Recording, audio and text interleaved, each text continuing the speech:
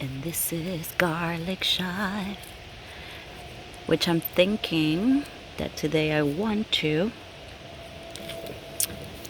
make some garlic chive vinegar with the flowers. Maybe put some for a little bit of a salad.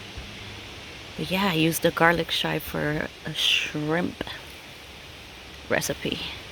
Garlic chive shrimp recipe that I want to try.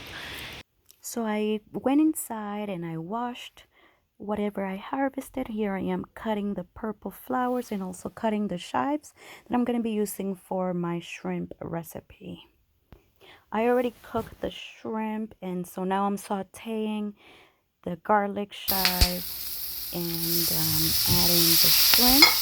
I use butter, a little bit of salt, and this garlic chives I'm gonna add soy sauce to give it that, like, delicious flavor to this beautiful and delicious garlic chive shrimp recipe. This is the soy sauce I'm using. And yeah, so it cooks fairly fast. I would say it's like less than 3 minutes. And this is the rice with the kale flowers and violet flowers with the garlic chive shrimp recipe. It's delicious, so yummy.